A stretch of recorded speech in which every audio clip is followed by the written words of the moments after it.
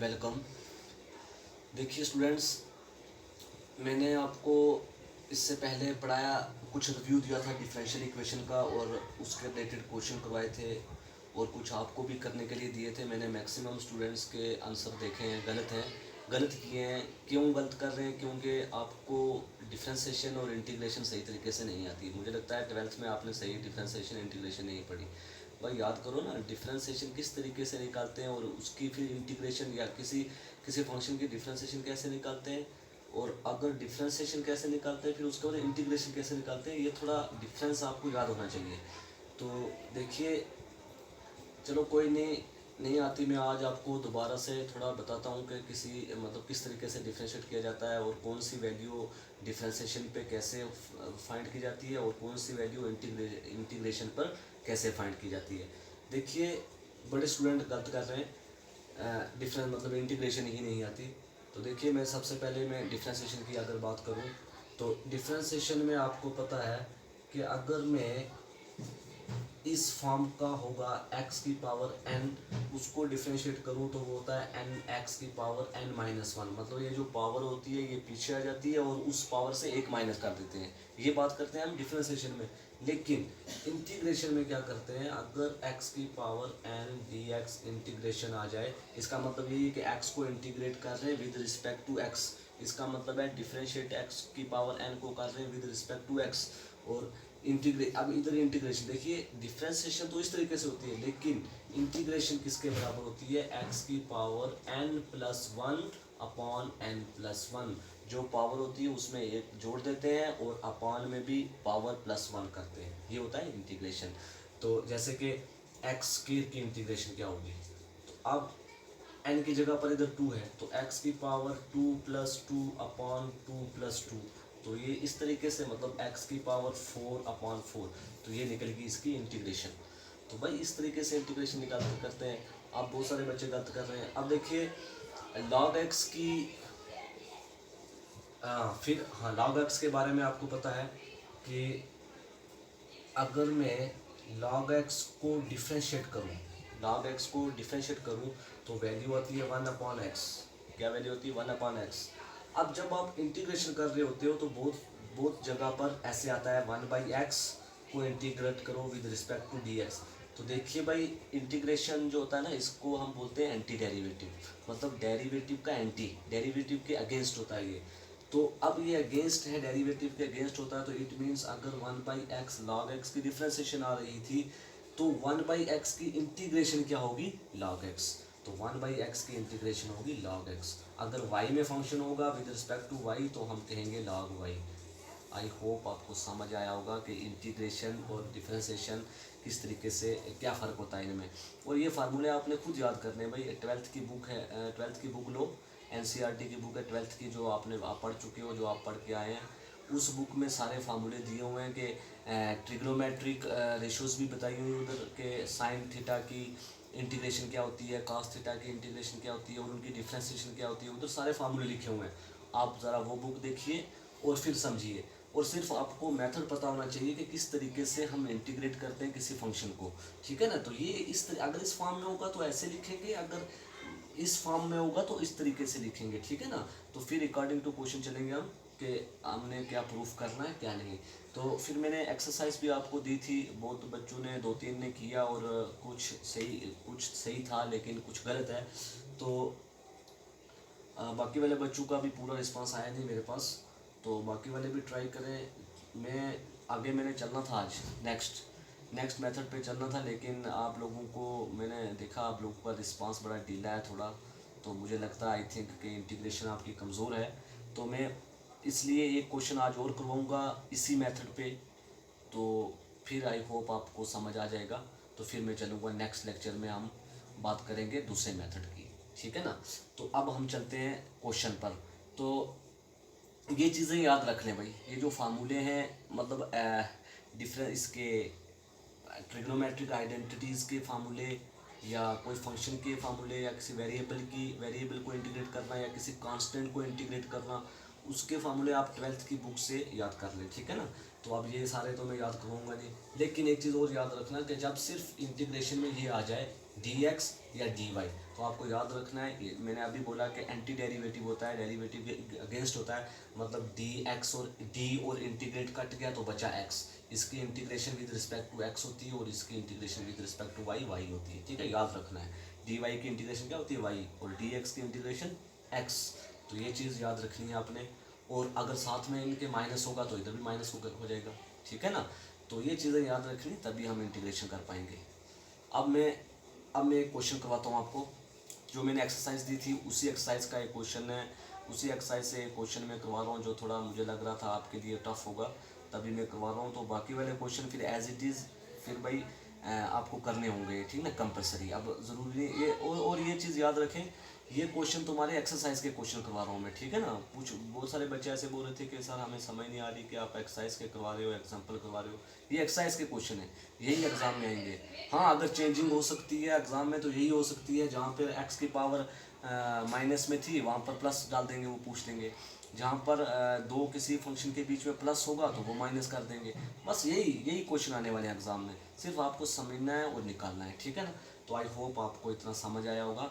अब मैं करता हूँ एक क्वेश्चन जो मैंने कल होमवर्क दिया था उसमें से एक पार्ट करवाता हूँ, बाकी वाले आप खुद करेंगे बाकी वाले पार्ट। और जो नहीं होंगे मुझे रिप्लाई भी किया करो कि ये पार्ट नहीं हो रहा। मैंने बोला कमेंट बॉक्स में रिप्लाई कर सकती हो आप मेरी वीडियो में ये, और मुझे फिर इन्फॉर्म होता रहे कि किस किस बच्चे को क्या क्या समझ आ रहा। अगर समझ आती तो तब भी कमेंट बॉक्स में बताया करो, ठीक है ना। तो मुझे फिर, मैं कमेंट बॉक्स देखता हूँ आपके तो फिर बड़ा दुख होता है, क्योंकि बीच में किसी का कोई रिप्लाई नहीं होता। तो एक स्टूडेंट है शायद वर्षा नाम की, उसका उसकी उसकी उसका रिप्लाई आया मेरे पास, तो उसी के रिप्लाई के आधार पर मैं एक क्वेश्चन नेक्स्ट करवाता हूँ आपको। तो देखिए क्वेश्चन एक उसी के रिलेटेड में करवाता हूँ। देखिए वो जो मैंने दिए थे कल आपको एक्सरसाइज, उसी से एक क्वेश्चन करवा रहा हूँ। देखिए अब मैं क्वेश्चन एक जो मैंने कल आपको होमवर्क दिया था उसका शायद एफ पार्ट है ये। तो एफ पार्ट में मैंने इधर लिखा था एक्स की पावर 3, ये एक्स की पावर 3 नहीं है, ये एक्स की पावर 2 है, याद रखें, ठीक है। तो कटिंग हो गई थी सारी, तो एक्स की पावर 2 है। अब मैं ये क्वेश्चन एक करवाता हूँ, अब देखना ध्यान से कि किस तरीके से इंटीग्रेट करते हैं। भाई आपको इंटीग्रेशन नहीं आती और डिफ्रेंसिएशन तो फिर बड़ी दूर की बात है, तो कोशिश करें, ठीक है ना। तो मैं अब करवाता हूँ। देखिए मैंने कल एक मेथड करवाया था आपको, सेपरेबल मेथड। सेपरेबल मेथड में क्या होता है कि आपने या तो डी एक्स, मतलब डी एक्स वाली वैल्यू, मतलब जो डी एक्स है वो एक तरफ कर देना है और डी वाई जो है वो एक तरफ कर देना है, या डी वाई एक तरफ कर लो या डी एक्स एक तरफ कर लो। तो ये होता है सेपरेट कर देना, मतलब वेरिएबल को अलग अलग सेपरेट कर देना, एक्स वाले को एक्स वाले अलग सेपरेट, वाई वाले अलग सेपरेट। अब ये कंडीशन पे डिपेंड करता है, आपकी गिवन कंडीशन पर, कि अगर गिवन क्वेश्चन ऐसे ही दिया हुआ, डायरेक्ट बोला हुआ है कि d y upon d of x plus 3y equal to 0, वो बोल रहा है कि इसको सॉल्व करो बाय द सेपरेशन मेथड, या बोल रहा है सॉल्व द डिफरेंशियल इक्वेशन। तो अब यहाँ से तो आप ऑलरेडी पता है कि d y upon d of x है, इट मीन्स कि डी वाई को इधर रखना है। क्यों? क्योंकि वाई की वैल्यू निकलेगी, जो भी वाई की वैल्यू निकलेगी वो इस गिवन सोल्यूशन का, इस गिवन इक्वेशन का सोल्यूशन होगा। क्योंकि ये जो फंक्शन है ये डिफरेंशिएट हो रहा है, वाई का फंक्शन डिफरेंशिएट हो रहा है, तो इट मीन्स जो भी सोल्यूशन निकालेंगे हम वो वाई की ही निकालनी है हमें। तो अब ऐसे वाले क्वेश्चनों में तो नहीं ना पता कि ये किस तरीके से हो रहा है, तो ऐसे वाले क्वेश्चनों में आपने क्या करना है, आपको सिर्फ ये याद रखना है कि d y upon d of x होता है, तो हम उसका वाई, मतलब वाई की वैल्यू निकालते हैं, वाई का सोल्यूशन जो निकलता है वही उस गिवन इक्वेशन का सोल्यूशन होता है। तो अब ऐसे वाले क्वेश्चनों में आप क्या कर दो, डायरेक्ट करने की कोई ज़रूरत नहीं, आपकी चॉइस है, या तो डी एक्स, अगर डी एक्स को इधर ले रहे हो, अगर डी एक्स को इधर ले रहे हो, डी वाई वाली वैल्यू को उस साइड ले रहे हो, तो फिर आपको वाई की जगह पर एक्स निकालना है, एक्स की वैल्यू निकालनी है, जो एक्स की वैल्यू होगी वो इस गिवन इक्वेशन की सोल्यूशन होगी, ठीक है ना। तो आई होप आपको समझ आ रहा होगा। तो मैं क्या बोल रहा हूँ, अब देखिए करते हैं हम ये क्वेश्चन। देखिए इसको सबसे पहले हम सेपरेट करेंगे, तो सबसे पहला मेथड हमारा यही रहेगा, डिफरेंशियल इक्वेशन कोई भी होगी उसको सबसे पहले सेपरेट बनाने की कोशिश करेंगे, मतलब सेपरेट वेरिएबल को सेपरेट करने की कोशिश करेंगे। तो सबसे पहली दिमाग में यही स्ट्राइक करना चाहिए कि वेरिएबल को सेपरेट करो। तो देखिए यहाँ से अगर मैं सेपरेट करूँ एक्स स्केयर, देखिए एक चीज़ हो, यहाँ पर भी एक्स स्केयर है, यहाँ पर भी एक्स स्केयर है। अगर मैं एक्स स्केयर को ले लूँ बाहर, तो अंदर क्या बचेगा, 1 माइनस एक्स स्केयर बाहर, तो वाई बचेगा। इंटू डी वाई प्लस, अब इधर देखिए वाई स्केयर इधर भी है इधर भी है। देखिए सेपरेट का मतलब ये है कि आप जो भी गिवन इक्वेशन दी हुई है उसको क्या कीजिए, उसको क्या कीजिए, जो भी वैल्यू दी हुई है उस इक्वेशन को सबसे पहले सिंप्लीफाई करने की कोशिश करो।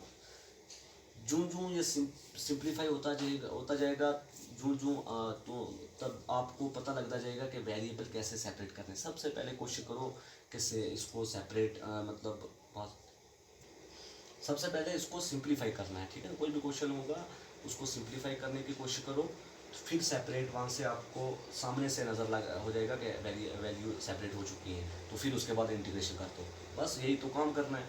तो मैं सिंप्लीफाई कर रहा हूँ, तो देखिए मुझे लगा कि इधर अभी एक्स के इधर भी एक्स के क्यों ना मैं एक्स के बाहर ले लूँ। बस यही होता है ना मैथमेटिक्स में, बस क्वेश्चन को किसी भी तरीके से पकड़ लो, बस जो ही पकड़ा तो बस वहाँ से इसको सिंप्लीफाई करना शुरू कर दो। तो देखिए एक्स के बाहर लिया तो अंदर ये चीज़ आई। यहाँ से देखिए अगर मैं वाई स्केयर बाहर ले लूँ तो अंदर क्या बचेगा, one plus y square, sorry y square बाहर है तो एक्स स्केयर और साथ में डी एक्स इक्वल टू 0। अब देखिए मेरी मर्जी है, या तो मैं उसको उधर ले जाऊँ या उसको उधर ले जाऊँ, तो चलो उसी को उधर ले जाता हूँ। तो देखिए मैं इधर लिखता हूँ x square into 1 minus y square d y equal to, ये पूरी आगे चली जाएगी वैल्यू, ये प्लस की है, जब इक्वल के पार जाएगी तो माइनस की हो जाएगी, minus time of y square plus 1 plus x square d x.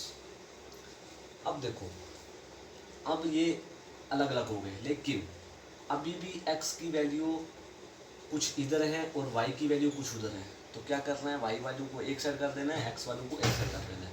तो देखिए मैं 1 minus y square as it is लिखता हूँ, ये माइनस का सॉरी ये वाई माइनस को रहने दो उधर ही, इस वाई स्केयर को इधर ले आऊँगा, इधर मल्टीप्लाई में जब इक्वल के इधर आता है तो डिवाइड में हो जाता है और इधर बच गया डी वाई। ये एक्स स्केयर इधर मल्टीप्लाई में था, इसको मैं आगे ले जाऊंगा डिवाइड में हो जाएगा, तो आगे बचेगा 1 plus x square upon x square, और ये माइनस भी था साथ में, ये माइनस लिख लिया मैंने as it is into d x. अब देखिए वाई वाले सारे एक साइड हो गए, एक्स वाले सारे एक साइड हो गए, वेरिएबल सेपरेट हो गए। अब क्या करना है, इंटीग्रेशन। जब वेरिएबल सेपरेट हो जाए तो फिर उसके बाद लगाना होता है इंटीग्रेशन करना होता है, तो बस सोल्यूशन निकल जाता है। तो अब करते हैं इंटीग्रेशन। नाउ अब नाउ इंटीग्रेट कीजिए, now integrating on both side we get, तो इंटीग्रेट करेंगे तो 1 माइनस वाई स्केयर, या एक चीज़ और इंटीग्रेट करने से पहले अभी ये और सिंप्लीफाई कर हो जाएगा। तो देखिए ये वाई स्केयर जब मैं अलग अलग करूँगा तो 1 अपॉन वाई स्केयर माइनस इधर आ जाएगा y square upon y square, denominator अलग अलग कर लूँ तो into d y equal to, इधर भी इस माइनस को भी अंदर मल्टीप्लाई कर दो और डिनोमिनेटर भी अलग कर दो, माइनस 1 अपॉन एक्स स्क्वेयर, फिर minus plus minus x square upon x square into d x. अब देखिए वाई स्क्वेयर कट गया, एक्स स्क्वेयर कट गया, क्या बचा इधर 1 अपॉन वाई स्क्वेयर, इधर क्या बचा -1 into d y equal to, यहाँ से कट गया तो क्या बचा -1 upon x square -1 into d x. अब देखिए ये वाई स्केयर की पावर नीचे है, तो जब ये ऊपर जाएगी तो वाई की पावर -2 हो जाएगी, और ये -1 as it is into d y और इक्वल टू इधर -1 अपॉन, या एक काम करो माइनस को बाहर रहने दो, ठीक है ना, माइनस को बाहर रखूँगा तो अंदर ये भी प्लस की ये भी प्लस की, ठीक है। तो माइनस को बाहर रखो, 1 अपॉन एक्स स्क्वेयर, सॉरी ये एक्स स्क्वेयर पावर ऊपर जाएगी तो एक्स की पावर -2 प्लस 1 आ जाएगा, ठीक है ना। आई होप आपको समझ आ रहा है। तो अब इसके बाद क्या कर दो, अब सिंप्लीफाई हो गया, अब इसको करो इंटीग्रेट। तो जब इंटीग्रेट करेंगे तो किसको इंटीग्रेट कर रहे हैं, इसको, तो आ जाएगा y की power -2 -1 d y equal to, इधर आ जाएगा x की power -2 plus 1 into d x, और ये माइनस भी था साथ में, तो ये माइनस कांस्टेंट होता है, तो माइनस या माइनस की वैल्यू जो भी होती है या कांस्टेंट वैल्यू होती है जो वो इंटीग्रेशन के हम बाहर ले लेते हैं, तो मैंने माइनस को निकाल दिया बाहर। तो अब देखिए दिस अप्लाइज, बीच में क्या है माइनस, तो जब भी कभी दो फंक्शन के बीच में प्लस माइनस का निशान आए तो इट मीन्स सम इंटीग्रेशन, उधर इंटीग्रेशन में सम करेंगे, तो सम का मतलब ये है कि इसकी इंटीग्रेशन भी अलग से और इसकी अलग से, तो जैसे डिफ्रेंशिएशन करते हैं, तो ऐसे ही जब इसकी अलग से इंटीग्रेशन करूँगा तो आ जाएगा y की पावर -2 डी वाई, और इधर इसकी अलग से करूँगा तो -1 into d y minus d y. ठीक, तो इधर क्या हो जाएगा, माइनस एक्स की पावर -2 डी एक्स की इंटीग्रेशन अलग से, फिर minus plus minus d x की इंटीग्रेशन अलग से। ठीक है, तो आई होप आपको समझ आ रहा है इंटीग्रेशन अलग अलग करती है। अब देखिए आप क्या कर रहे हैं, मैंने समझाया आपको कि इंटीग्रेशन की पावर, जब भी कभी x की पावर n की इंटीग्रेशन करनी हो तो क्या करते हैं हम, x की पावर n+1 अपॉन n+1। तो इधर y की पावर -2 है, तो इट मीन्स y, तो ये होगी इंटीग्रेशन। तो ऐसे y की पावर -2 की इंटीग्रेशन क्या हो जाएगी, -2+1 अपॉन -2+1। तो माइनस डी वाई की इंटीग्रेशन तो मैंने समझाई थी आपको कि अगर विद रिस्पेक्ट टू वाई है तो ये डी और कट जाएगा तो माइनस वाई बच जाएगा, अगर एक्स है तो एक्स बच जाएगा, तो डी वाई की integration minus y equal to, इधर भी वैसे ही ये माइनस का माइनस एक्स की पावर -2 है तो एक्स की पावर -2+1 हो जाएगी अपॉन -2+1। ठीक है, तो माइनस इधर आ जाएगा एक्स। आई होप समझ आ रहा है आपको। उसके बाद देखिए माइनस वाई की पावर माइनस नहीं, वाई की पावर -2+1, मतलब 1 में से 2 निकालो तो वाई की पावर -1 अपॉन 1 - 2 -1। ठीक, माइनस वाई इक्वल टू, अब देखिए उसके बाद इधर भी ऐसे ही माइनस का माइनस एक्स की पावर -1 अपॉन -1 और माइनस एक्स। ठीक, अब उसके बाद देखो ये माइनस और माइनस कट जाएगा तो इधर आ जाएगा माइनस वाई की पावर -1। भाई ये -1 है तो माइनस इधर चला जाएगा, 1 की कोई वैल्यू नहीं है क्योंकि बटे के नीचे 1 की कोई वैल्यू नहीं है डिनोमिनेटर में। तो माइनस वाई इक्वल टू, इधर माइनस माइनस कट गया तो एक्स की पावर -1 बच गया तो माइनस एक्स। ठीक है, आई होप आपको समझ आ रहा है। अब इसके बाद देखिए, इसके बाद क्या करना हमने नेक्स्ट, सॉरी भाई, मैं भी सोच रहा था को ये सोल्यूशन क्यों नहीं निकल रहा। देखिए दोबारा वापस आइए वहाँ पर जहाँ पर मैंने वेरिएबल सेपरेट किए थे, वहाँ पे ये जो है ना इधर ये 1 - वाई बचेगा, इधर ये 1 - वाई है। मैं सोच रहा था वाई स्केयर है तो वाई स्केयर और वाई स्केयर कट कर दिया था मैंने, ये वाई है 1 - वाई। तो जब ये वाई स्केयर इधर आएगा तो ये एक्स स्केयर उधर जाएगा, तो 1/वाई स्केयर तो रहेगा 1/वाई स्केयर माइनस वाई स्केयर जो है वाई और वाई कटेगा तो 1/वाई बचेगा इधर। ये चीज़ मैं लिखना भूल गया था, -1/वाई, क्योंकि ये वाई एक वाई कटेगा इधर से एक कटेगा तो इधर एक बच जाएगा जब इनका डिनोमिनेटर अलग करूँगा तो ये चीज़ आएगी। और इधर आएगा -1/x² -1 आ जाएगा, माइनस अगर मैं बाहर ले रहा हूँ तो +1 आ जाएगा, x² कट जाएगा, ये आ जाएगा। फिर इसको करना इंटीग्रेशन, भाई सॉरी मैं दूसरे तरीके से इंटीग्रेट कर गया क्योंकि मैं समझ रहा था कि ये वाई स्केयर है, अभी मैं देखा ये वाई स्केयर नहीं है ये वाई है, तो ये चीज़ आएगी। इसको करो इंटीग्रेट, तो जब इसको इंटीग्रेट बाकी वैसे ही जैसे मैंने करवाया पीछे के पावर ऊपर चली जाएगी, ठीक है ना, वो ध्यान रखना आपने। तो इसकी पावर जब ऊपर जाएगी तो माइनस वाई की पावर, सॉरी माइनस नहीं, वाई की पावर 2 ऊपर जाएगी तो वाई की पावर -2 हो जाएगी, तो आ जाएगा वाई की पावर -2 डी वाई, और माइनस बाहर तो 1/वाई की इंटीग्रेशन अलग से, इधर भी माइनस बाहर है तो 1/x के है तो ऊपर जाएगी -2 dx और प्लस माइनस और 1 इंटू डी एक्स, इधर dx है 1 इंटू डी एक्स क्या हो जाएगा dx -dx। अब देखिए y की पावर -2 मैंने अभी बताया क्या होता है, y की पावर -2 + 1/-2 + 1 होगी इंटीग्रेशन, तो y की पावर -1/-1 आ जाएगा। इधर देखिए इधर 1/y, जैसे विद रिस्पेक्ट टू y है तो अगर 1/x with respect to x होता तो उसकी इंटीग्रेशन होती log x, तो ऐसे ही 1/y with respect to y है तो log y हो जाएगी, और इसकी आ जाएगी वैसे ही -x की पावर -1/-1 और माइनस इसकी x, माइनस और माइनस कट गए यहाँ से, तो इधर देखिए ये माइनस ऊपर चला जाएगा तो y की power -1 minus log y equal to x की पावर -1, माइनस माइनस कट गया तो -x। तो देखिए अब देखिए माइनस वाई की पावर -1 है, माइनस को तो वैसे रखूँगा मैं, y की पावर -1 है तो इसको मैं जब नीचे लिखूँगा इसका मतलब इसका डिनोमिनेटर 1 है तो जब इसका रेसिप्रोकल करूँगा तो 1/y पावर माइनस में थी ऊपर, तो जब नीचे आएगी पावर प्लस में हो जाएगी, बचेगा -1/y plus minus log y equal to, इधर भी x की पावर -1 है तो हो जाएगी 1/x की पावर 1 और माइनस x, ये चीज़ आ जाएगी। उसके बाद देखिए क्या करना है। अब देखिए नेक्स्ट, आई होप आपको समझ आ रहा अब, वो पहले सॉरी मैं थोड़ी सी मिस्टेक कर गया, थोड़ा ऐसे लेंथी हो गई वीडियो।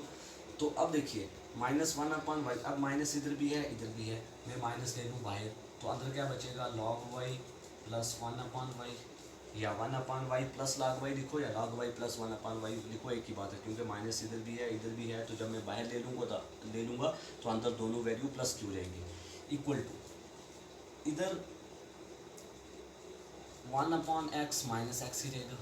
और अब इंटीग्रेशन खत्म होगी तो प्लस सी भी लिख सकते हो, जब इंटीग्रेशन का किस्सा खत्म हो जाए तो प्लस कांस्टेंट सी लिखते हैं, क्योंकि सी इज एन इंटीग्रेशन कांस्टेंट। तो अब देखिए इधर क्या हो जाएगा, माइनस ये इधर मल्टीप्लाई में, तो आगे जाके माइनस क्या हो जाएगी, माइनस देखिए ना, अगर minus x equal to y आ जाए तो मेरी मर्जी है मैं minus x equal to y लिखूँ या मैं x equal to minus y लिखूँ, एक ही बात है, ठीक है। माइनस को उसके साथ लिखूँ या बीच में इसके साथ लिखूँ, एक ही बात है। तो मैं माइनस को उधर ले जाता हूँ, तो इधर बचेगा log y plus 1/1/y equal to, जब माइनस उधर जाएगा तो -1/x, और ये माइनस की वैल्यू प्लस एक्स हो जाएगी, ठीक है ना। माइनस जब उधर मल्टीप्लाई होगा तो इधर प्लस माइनस माइनस और minus minus plus, plus constant c. अब देखिए log y plus 1/y equal to, इसको सीधा करके लिख लो x माइनस 1/x लिखो या ऐसे ही रहने दो, इतना ही आंसर। तो हम लिखेंगे which is the solution of given differential equation, या which is the solution of differential equation first, ऐसे लिख सकते हैं। अब ये इससे आगे सिंप्लीफाई हो नहीं रहा है, बस देखिए ना को ये एक्चुअली में इंटीग्रेशन में होता क्या है, पहले कोशिश किया करो कोई भी वैल्यू हो उसको सिंप्लीफाई करने की, जब सिंप्लीफाई हो जाता है फिर उस पर लगाया करो इंटीग्रेट, फिर इंटीग्रेशन की सिंप्लीफाई भी जब खत्म हो जाती है तो वही तुम्हारा सोल्यूशन होता है, ठीक है। मैथमेटिक्स में यही होता है, जब तक प्रूफ हो रहा तब तक करते रहो, जहाँ पर लगे कि अब यहाँ से आगे कुछ नहीं कर सकते हम, तो वही तुम्हारा आंसर होता है। तो अब देखिए इसके आगे log y, देखिए मैंने इसकी अब जो मेरे से हो रहा था वो मैंने किया, तो दिस इज द आंसर। तो अब समझ आया होगा सारे मतलब किस तरीके से फंक्शन को इंटीग्रेट करते हैं और किस तरीके से उस पर मेथड अप्लाई करते हैं, ठीक है ना। तो अब उसके बाद मैं इसी के रिलेटेड जो इसके अलावा जो पार्ट है वो आप खुद करेंगे, ठीक है। अगर जिस को जो भी यहाँ से समझ नहीं आया वो मुझे कमेंट बॉक्स में ज़रूर बताएगा। तो आई होप आप सबको समझ आ गया होगा। तो इसके बाद हम नेक्स्ट चलेंगे दूसरे मेथड पे। तो मैं आज इसलिए रिवाइज़ करवाया ये मेथड क्योंकि बहुत सारे बच्चों का मैंने देखा है इंटीग्रेशन कमज़ोर थी, डिफ्रेंशिएशन भी, तो तभी मैं थोड़ा रिपीट कर रहा हूँ। तो अब सारे स्टूडेंट को समझ आ जानी चाहिए, ठीक है ना। Okay, thank you.